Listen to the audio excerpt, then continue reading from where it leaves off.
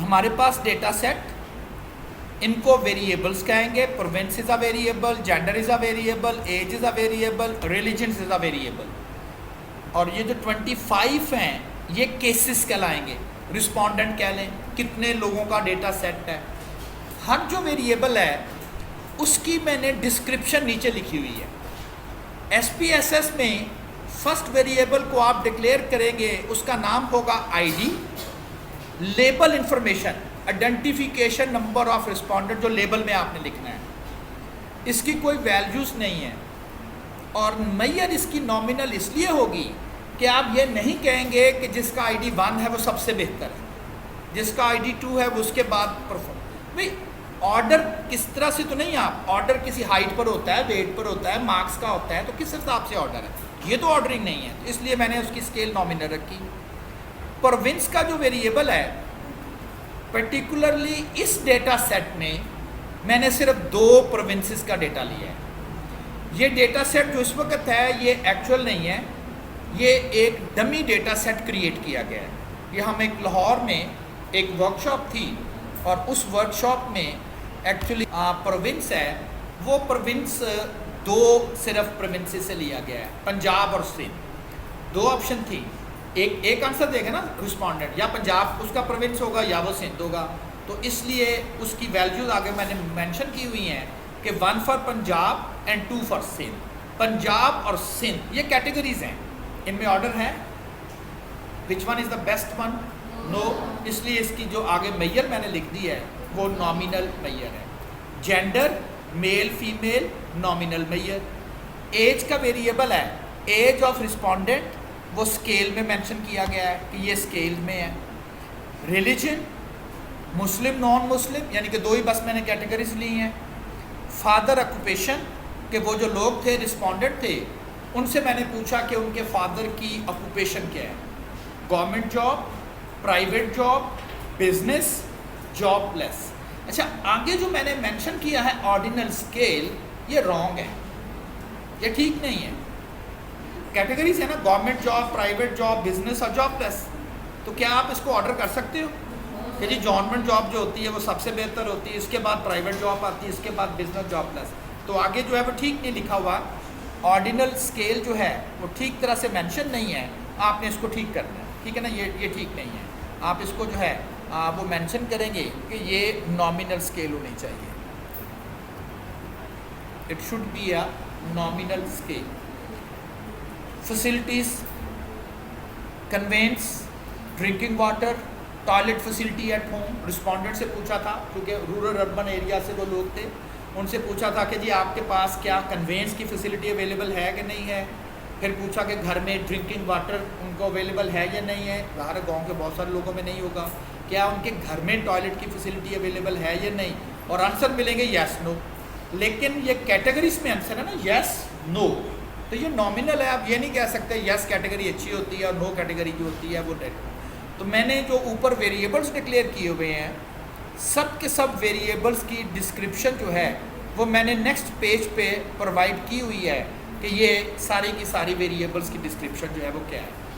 अब इसको हम जब एंटर करेंगे, और कल आपको एक्सप्लेन किया गया था कि किस तरह से आपने डेटा एंटर करना है, तो मैंने SPSS पे ये सारे का सारा data as it is enter किया हुआ है। आईडी का एक वेरिएबल, मैंने वेरिएबल व्यू में जाके वो सारे वेरिएबल डिक्लेयर कर दिए, ID, province, gender, age, religion, mother education, father occupation, और चूँकि आखिरी वेरिएबल जो था वो मल्टी रिस्पॉन्स था, तो उसके लिए 3 वेरिएबल मैंने डिक्लेयर कर दिए, कन्वेंस, वाटर और टॉयलेट। आगे सबकी डेटा टाइप मैंने मेंशन की हुई है, रिलीजन, लेबल्स में लिख दिया रेजिडेंशियल प्रोविंस उसका कौन सा है, जेंडर ऑफ द रिस्पोंडेंट क्या है, एज एंड ईयर क्या है, और देन सब की सब वैल्यूज़, और लास्ट पे जाके उसकी जो प्रॉपर स्केल है, कौन सी ऑर्डिनल स्केल है, कौन सी नॉमिनल स्केल है, वो सब की सब मैंने जो है उसको मेंशन कर दिया है। एंड देन उसके बाद आके डेटा मैंने ऑलरेडी फीड कर दिया। ये कितने केसेस होंगे? 25 केसेस का ये डेटा सेट है, 25 रिस्पोंडेंट। उनको क्वेश्चनर दिए गए, उन्होंने मुझे आंसर दिया जिनका प्रोविंस था। मैंने जो एक्चुअल डेटा फीड किया था वो किया था कोड फॉर्म में। प्रोविंस वन का मतलब क्या होगा? पंजाब। जेंडर वन का मतलब मेल। एज उसकी 32 ईयर थी। रिलीजन उसका वन था यानी कि मुस्लिम। मदर एजुकेशन, ये ईयर्स ऑफ स्कूलिंग है, यानी कि अगर आप इसके ऊपर पॉइंटर रखेंगे mother education of the respondent, ये ईयर्स ऑफ स्कूलिंग है कि कितने साल उनकी मदर ने जो है वो एजुकेशन ली हुई है, एंड सो ऑन। तो ये सारे के सारे वेरिएबल्स। वैल्यू लेबल स्विच, इसको क्लिक करेंगे तो डेटा कोड्स में चला जाएगा। इसी को दोबारा से ऑन करेंगे तो वैल्यूज़ जो डेटा सेट जो है वो सारा का सारा जो है वो कैरेक्टरिस्टिक्स में अपीयर हो जाएगा। तो ये तो था कि डेटा एंट्री लास्ट टाइम आपको ओके इस डेटा सेट के ऊपर जो है वो हमें परफॉर्म करते हैं। स्टैटिस्टिक्स में सबसे पहला काम क्या होता है कि हम डेटे को प्रॉपर वे से प्रेजेंट करते हैं। प्रेजेंटेशन ऑफ डेटा, डेटे को किस तरह से प्रेजेंट किया जाए।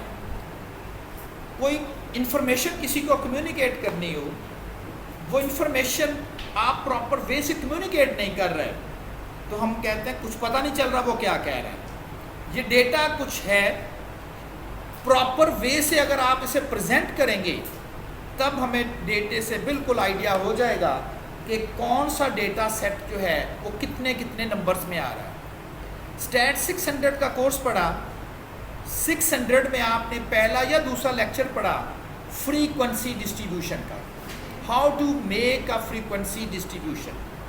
फ्रीक्वेंसी डिस्ट्रीब्यूशन बनाने के लिए, फ्रीक्वेंसी डिस्ट्रीब्यूशन एक्चुअली होती क्या है? फ्रीक्वेंसी डिस्ट्रीब्यूशन होती है कि how many number of times each value occurs in the data is called its frequency. अगर मैं कहूँगा कि प्रोविंस की फ्रीक्वेंसी बनाओ तो उसने करना क्या है?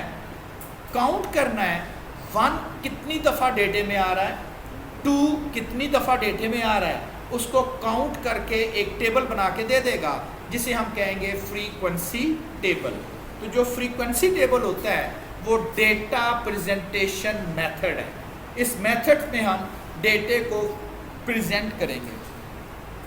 अब पहला जो क्वेश्चन है उस क्वेश्चन में मेंशन है एग्जाम्पल नंबर 1, इसके ऊपर कोई 20 क्वेश्चन मैंने लिखे हुए हैं इस डेटा के रेलेवेंट और शायद इस डेटा के अलावा भी। ये वो 20 क्वेश्चन है जिसको आपने SPSS पे परफॉर्म करके उनके आंसर्स लेने हैं। अब पहला क्वेश्चन है run frequencies for the following categorical variables.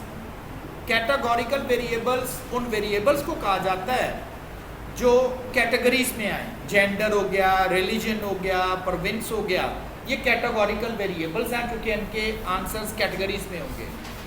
पहला क्वेश्चन है how many male respondents are in the sample. ये जो डेटा दिया गया है इसमें कितने मेल रिस्पोंडेंट का डेटा सेट जो है वो अवेलेबल है। अब काउंटिंग करनी है, काउंटिंग का मतलब फ्रीक्वेंसी। हम इसका जब फ्रीक्वेंसी टेबल बनाएंगे तो फ्रीक्वेंसी टेबल में वो हमें बता देगा कि कौन से वैल्यूज़ कितनी दफ़ा इस डेटा सेट में अकर कर रही हैं। जेंडर में, जेंडर का फ्रीक्वेंसी टेबल बनाने का मतलब है कि जेंडर में मेल और फीमेल लिखे गए हैं, वो उनको काउंट करके एक टेबल बना के आपको दे देगा कि जी ये वैल्यू इतनी दफ़ा इस डेटे में आ रही है। मेल काउंट करने हैं, मेल का डेटा सेट जेंडर के वेरिएबल में अवेलेबल है, हम जेंडर के वेरिएबल का फ्रीक्वेंसी टेबल बना देंगे। तो फ्रीक्वेंसी टेबल हम कहाँ से बनाते हैं? SPSS में जो सारी की सारी इंफॉर्मेशन है वो एनालिसिस में अवेलेबल है। सब कुछ जो काम हमने करना है वो एनालिसिस में अवेलेबल होगा। इस एनालिसिस में ऑप्शन सेलेक्ट करेंगे डिस्क्रिप्टिव स्टैटिस्टिक्स, और इस डिस्क्रिप्टिव स्टैटिस्टिक्स में फ्रीक्वेंसीज आ रही हैं। डिस्क्रिप्टिव स्टैटिस्टिक्स डेटे को डिस्क्राइब करना। 600 में आपने टेस्ट ऑफ हाइपोथेसिस भी पढ़ा था, वो H0 बनाना, H1 बनाना, वो था इन्फरेंशियल स्टैटिस्टिक्स, इन्फर करना। डिस्क्रिप्टिव स्टैटिस्टिक्स डेटे को डिस्क्राइब करना, बताना कि डेटे में क्या है। और डिस्क्रिप्शन हम डिफरेंट वे से कर सकते हैं। फर्स्ट है फ्रीक्वेंसीज बना दें, टेबल बना दें जिसमें ये उसको बता दें कि how many number of times each value exist in a variable frequencies. Left side पे फाइल में जितने भी वेरिएबल्स होंगे वो सब के सब अपीयर हो रहे होंगे। और एक चीज़ नोट करें कि जो अपीयर हो रहे हैं वो वेरिएबल्स लेबल फॉर्म में अपीयर हो रहे हैं। देखें, gender of the respondent, variable का नाम तो जेंडर है, लेकिन लिस्ट में आ रहा है जेंडर ऑफ द रिस्पोंडेंट। अब इसके ऊपर पॉइंटर लेकर आओगे तो पॉइंटर में माउस पॉइंटर लेकर आओगे तो देखें हर वेरिएबल्स के बिल्कुल लास्ट पे उसका नेम आ रहा है, एज, बिल्कुल वो विद इन ब्रैकेट को दे रहा है। अपीयर क्या होगा? लेबल्स। इसको चेंज भी कर सकते हैं कि डेटा सेट में लेबल्स की बजाय वेरिएबल्स नेम ही अपीयर होने चाहिए, तो वो भी हम कर सकते हैं। अगर वेरिएबल नेम हमें रिक्वायर है कि लेबल्स ना अपीयर हों, नेम्स अपीयर हों, तो व्यू में जाएं और व्यू में जाके वो है उसमें मेरा हाल ऑप्शन चेंज है। For the time being gender का वेरिएबल ये मेंशन है, gender of the respondent. Arrow की मदद से इसे राइट साइड पर आप शिफ्ट कर देंगे। लेफ्ट साइड में तमाम वेरिएबल्स जो फाइल में अवेलेबल हैं, राइट साइड पर वो वेरिएबल जिनकी आपको फ्रीक्वेंसी टेबल बनाना है, तो सिर्फ जेंडर का फ्रीक्वेंसी टेबल जो है वो बन जाएगा। ओके करेंगे तो एक आउटपुट विंडो ओपन होगी, डिस्क्रिप्टिव स्टैटिस्टिक्स और फ्रीक्वेंसीज। क्योंकि हमने जेंडर की काउंटिंग करनी है, काउंट करना है, तो मैंने सिर्फ और सिर्फ जेंडर का जो वेरिएबल है उसको राइट साइड पे शिफ्ट कर लिया है। एक होगा वेरिएबल व्यू जिसमें वेरिएबल की इंफॉर्मेशन होगी, डेटा व्यू जिसमें सारा डेटा स्टोर होगा, और अब तीसरी विंडो ओपन होगी, आउटपुट विंडो, आउटपुट व्यू, वो डिफरेंट विंडो। तो ये आउटपुट विंडो ओपन हुई है और इस आउटपुट विंडो पे जेंडर ऑफ द रिस्पोंडेंट और उसका टेबल उसने दे दिया है। इस डेटा सेट में 12 मेल हैं, 13 फीमेल हैं और टोटल जो हैं वो 25 रिस्पोंडेंट्स हैं, जिसके अकॉर्डिंगली 48% जो हैं वो मेल हैं, 52% फीमेल हैं एंड देन 100% यानी कि डेटा सेट है।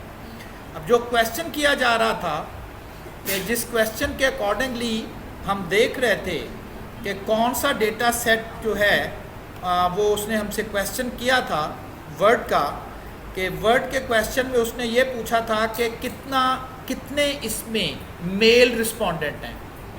तो ये तो जस्ट 25 वैल्यूज़ थी। आप कहिए हम वैसे भी तो उधर से काउंट कर सकते थे। अगर ये 25,000 वैल्यूज़ होती तो मैंने सिंपली फ्रीक्वेंसी टेबल बनाना था और उस फ्रीक्वेंसी टेबल में सारी की सारी इंफॉर्मेशन जो हैं अब वो रिपोर्ट हो जाने थी। अच्छा, एक इसके साथ एक और कॉलम आ रहा है, that is the valid percent. इस वक्त परसेंट और वैलिड परसेंट दोनों सेम ही वैल्यूज़ जो हैं वो आपको प्रोवाइड कर रहे हैं, सेम वैल्यू जो हैं वो प्रोवाइड कर रहे हैं, परसेंट और वैलिड परसेंट। अब पहले तो देखते हैं कि परसेंट और वैलिड परसेंट के आंसर्स जो हैं वो डिफरेंट आएंगे कब। फॉर एग्जांपल, जो सेकंड रिस्पोंडेंट है उस सेकंड रिस्पोंडेंट का जेंडर का मैंने डेटा डिलीट कर दिया है। लोगों को क्वेश्चनर दिया गया, आप फिल कर दें। सेकंड क्वेश्चन था जिसमें रिस्पोंडेंट ने अपनी जेंडर बतानी थी और उसने सेकंड क्वेश्चन का आंसर नहीं दिया, जेंडर का उसने वेरिएबल नहीं फिल किया। अब हमें नहीं पता कि जो सेकंड रिस्पोंडेंट है वो मेल है कि फीमेल है।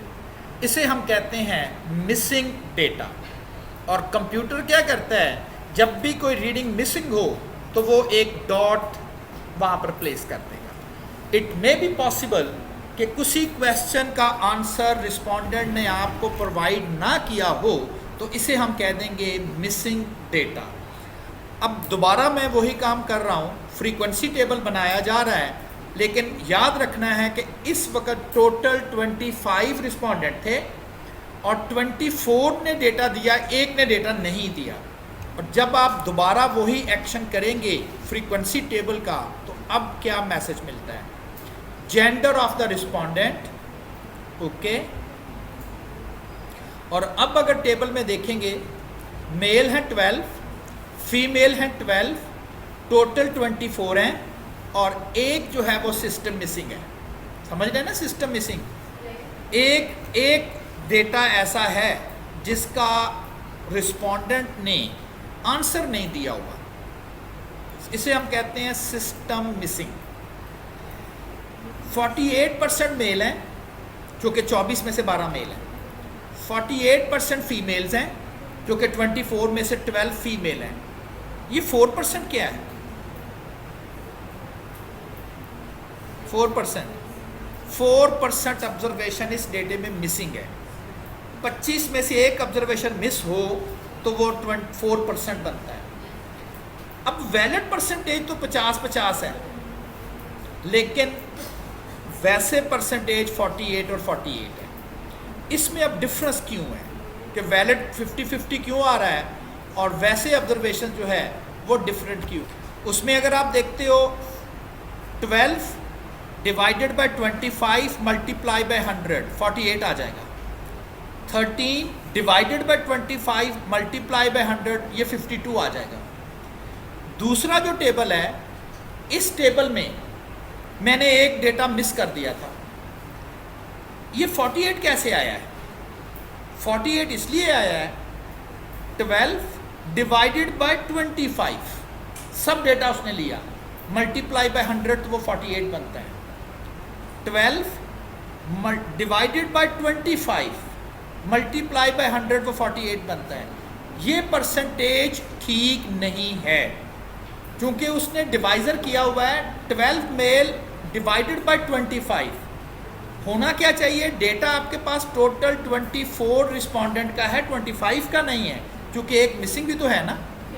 तो उसने अब इसको कैसे कैलकुलेट किया? वैलिड में 12 आउट ऑफ 24 किया उसने। 24 में से 12 50% होता है, और फिर 12 आउट ऑफ 24। ये 24 क्या है? जिनका डेटा अवेलेबल है, और वही करना चाहिए।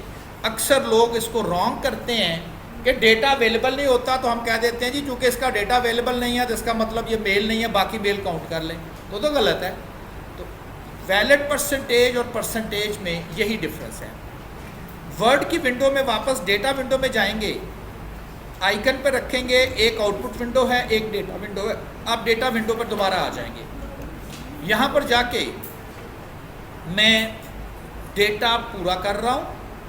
अब अगर मैं दोबारा से उसी तरह से एनालिसिस परफॉर्म करूँगा, जो डेटा आप कंप्लीट करेंगे, frequency, gender of the respondent, okay करेंगे, तो आप देखेंगे कि आपके पास वैलिड परसेंटेज और परसेंटेज दोनों का डेटा जो है वो सेम आ रहा होगा। तो जब डेटा में कोई रीडिंग मिस हो जाए, अवेलेबल नहीं है, तो ट्रू वे तो ये है कि कैलकुलेशन सिर्फ और सिर्फ उस डेटे पे करनी चाहिए जो अवेलेबल हैं। तो फिर आपको वैलिड परसेंटेज सिर्फ नोट करनी चाहिए, परसेंटेज नोट नहीं करनी चाहिए। तो पहला जो क्वेश्चन था उसको हमने आंसर कर दिया है। क्वेश्चन ये हमारे पास आ रहा था, how many male respondents are in the sample? The answer is 12। There are 12 male respondent in the sample. How many female respondents are in the sample? Answer is 13। There are 13 female respondent in the sample. C part, what % of the sample is male? अब देखें, आपको exam में question आता है इसी तरह से, और आपको मैं कह देता हूँ what % of the sample या is male। अब आपको ये पता होगा ना कि ये इन्फॉर्मेशन कहाँ पर होती है। ये इन्फॉर्मेशन उस वक्त आएगी जब आप इसका फ्रीक्वेंसी टेबल बनाओगे। एक्चुअल नंबर भी आएगा और साथ उसकी परसेंटेजेस का डेटा सेट भी आ जाएगा। तो ये 48% जो डेटा सेट है वो मेल है, और 52% डेटा जो है वो फीमेल है। नेक्स्ट क्वेश्चन है, how many respondent are Muslim in the sample? ये कैसे सॉल्व करेंगे? How many respondent are Muslim in the sample? जिसमें वो इंफॉर्मेशन अवेलेबल है, रिलीजन में अवेलेबल है। तो रिलीजन का जब आप फ्रीक्वेंसी टेबल बनाओगे तो आपको काउंट करके बता देगा हाउ मैनी मुस्लिम्स और non Muslims in the religion variable. Analyse, descriptive, frequency, दो वेरिएबल आप सेम टाइम भी एनालिसिस के लिए इनपुट कर सकते हैं। जेंडर का भी टेबल बन जाएगा अलहदा से, रिलीजन्स का भी टेबल बन जाएगा लेकिन अलहदा से, ओके।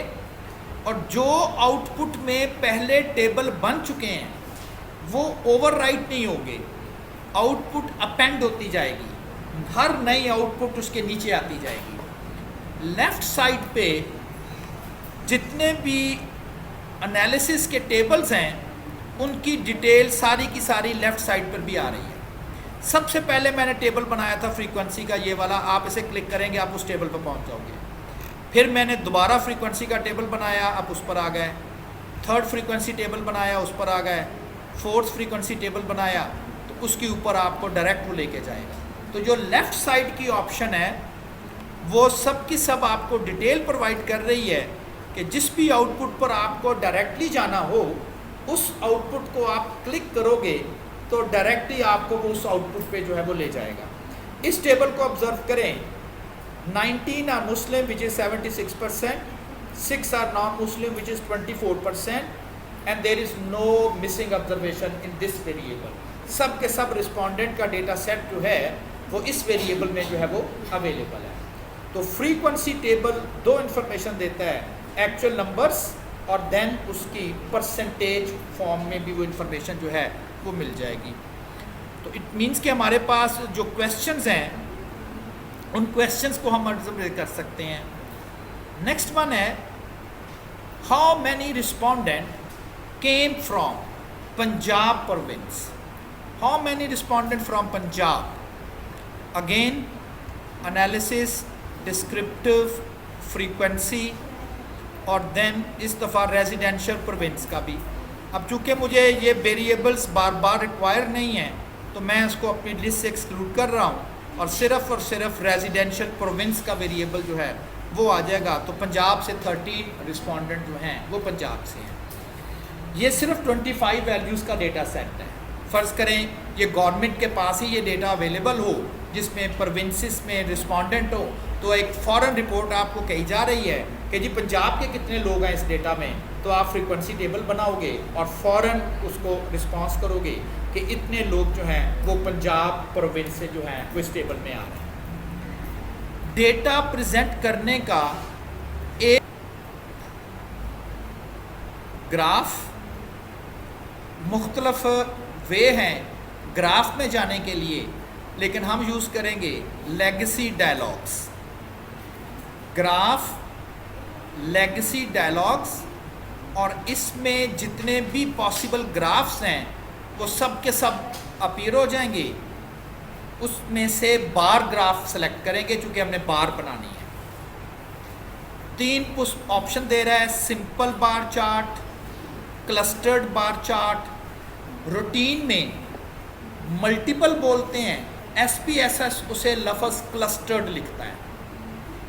कंपोनेंट बार चार्ट की बजाय वो उसको स्टैग्ड कहता है। तो 3 ही बार आ रही हैं, सिंपल, क्लस्टर्ड और स्टैग्ड बार। हमने सिंपल बार चार्ट सेलेक्ट करना है, इसको क्लिक करेंगे तो ये डार्क हो जाएगा, इट मीन्स कि ये सिलेक्ट है, और उसके बाद डिफाइन।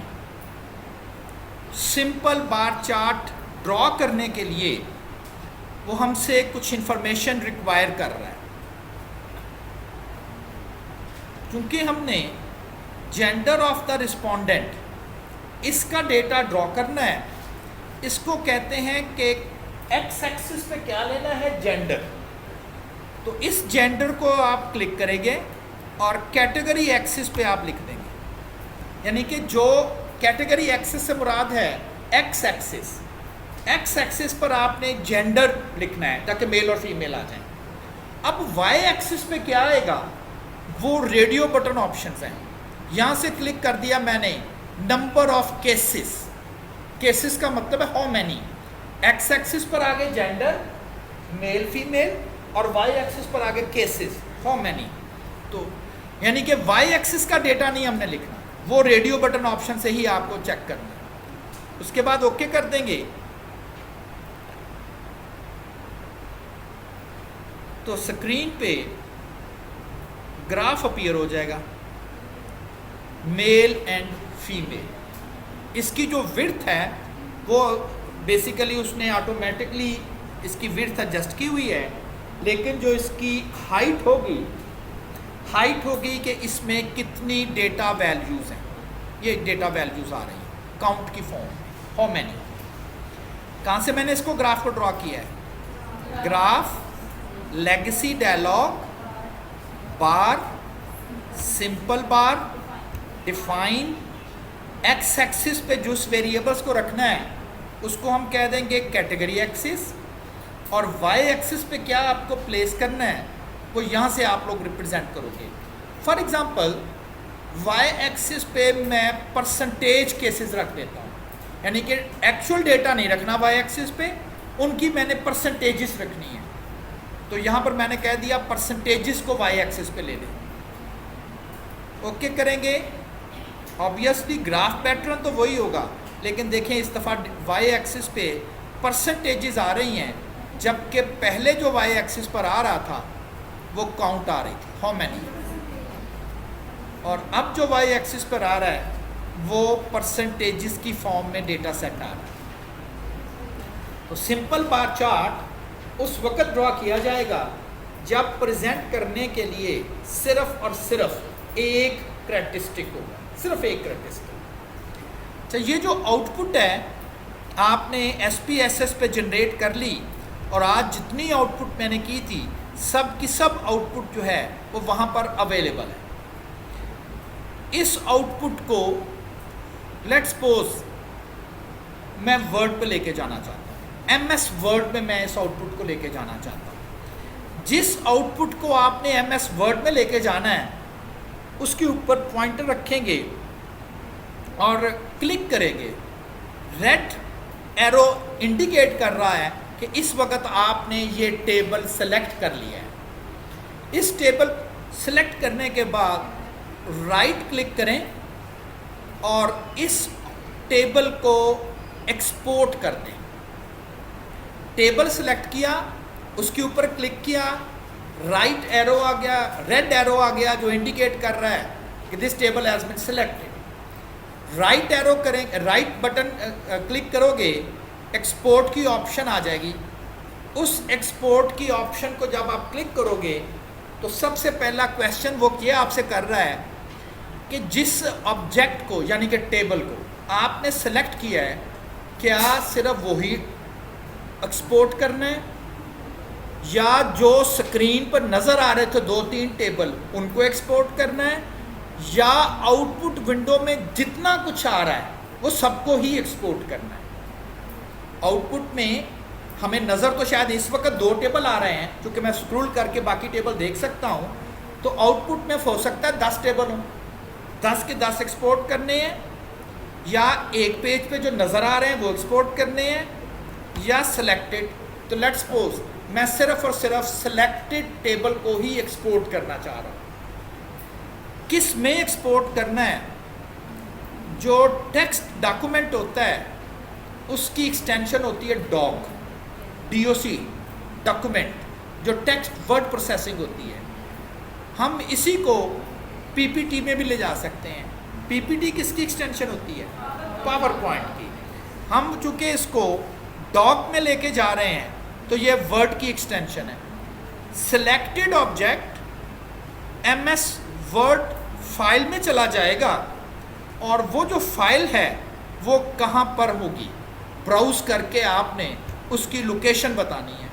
फॉर एग्ज़ाम्पल मैं उसको D ड्राइव में सेव कर लेता हूँ, E में या F में। F में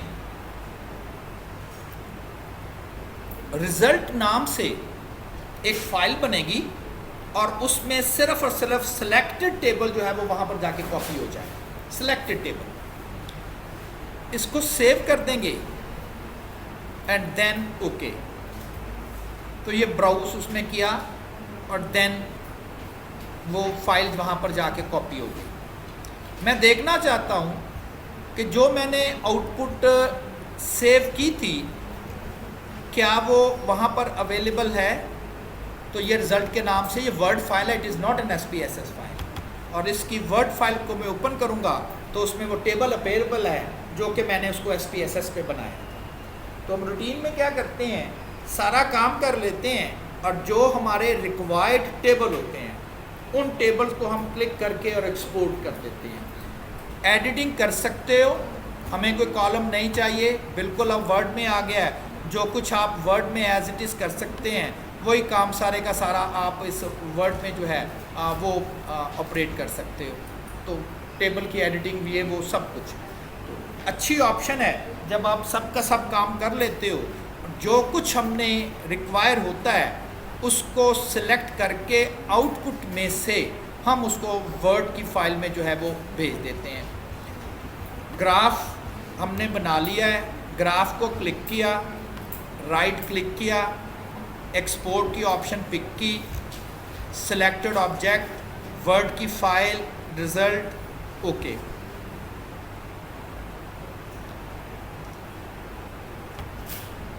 तो देन उस फाइल में चला जाएगा। लेकिन होगा क्या कि ये पहला कंटेंट रिप्लेस कर देगा। तो कोशिश करें कि जो आपके पास सही एनालिसिस हैं, हो सकता है कुछ एनालिसिस आप कहें ये तो गलत हो गए, तो उसको सिलेक्ट करें। पहला टेबल डिलीट हो गया, 3-3 4-4 ऑप्शंस होती हैं। येलो कलर का जो मार्कर है इसे सिलेक्ट करेंगे तो वो चारों की चारों ऑप्शन, तो ये एक टेबल की ऑप्शन है। दूसरा टेबल डिलीट कर दिया मैंने, थर्ड टेबल डिलीट कर दिया, देन ये फोर्थ टेबल डिलीट कर दिया और मेरे पास अब ये ग्राफ रह गया, बल्कि 2 ग्राफ और 1 टेबल रह गया। ये जो लॉग फाइल होती है बाकियों के लिए तो शायद इतनी इम्पोर्टेंट नहीं है।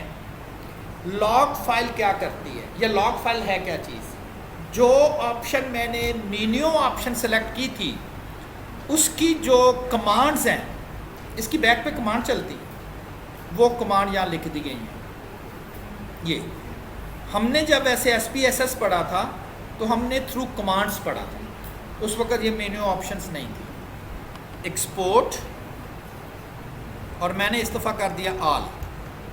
तो जो कुछ पूरी आउटपुट विंडो में इस वक्त अवेलेबल है वो सब का सब एक्सपोर्ट हो जाएगा। और मैं इसका नाम बदल देता हूँ, रिज़ल्ट 2 कर देता हूँ ताकि हमें पता चले ये इसमें चली गई है फाइल।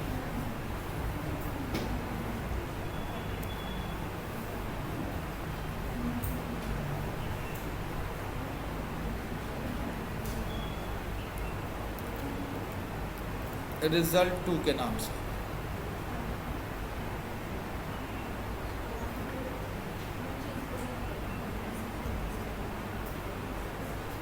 इस फाइल को अगर आप चेक करें तो ये रिज़ल्ट 2 के नाम से वो फाइल है। और इसमें एक्चुअली ये ऊपर वाला लॉग आ रहा है, वो मैं एक्सप्लेन करूँगा कैसे इसे इनविजिबल करना है। टेबल आ गया है, उसके नीचे ग्राफ आ गया। तो जो कुछ भी स्क्रीन पर विजिबल था तो सब का सब एक ही दफ़ा जो है वो आप लोग एक्सपोर्ट कर सकते हो। एडिटेबल है, जो इन्फॉर्मेशन हमें नहीं रिक्वायर उसको सेलेक्ट करके आप डिलीट कर देंगे और बाकी डॉक्यूमेंट्स में जो है वो आप लोग रहने देंगे। नेक्स्ट टाइम आपने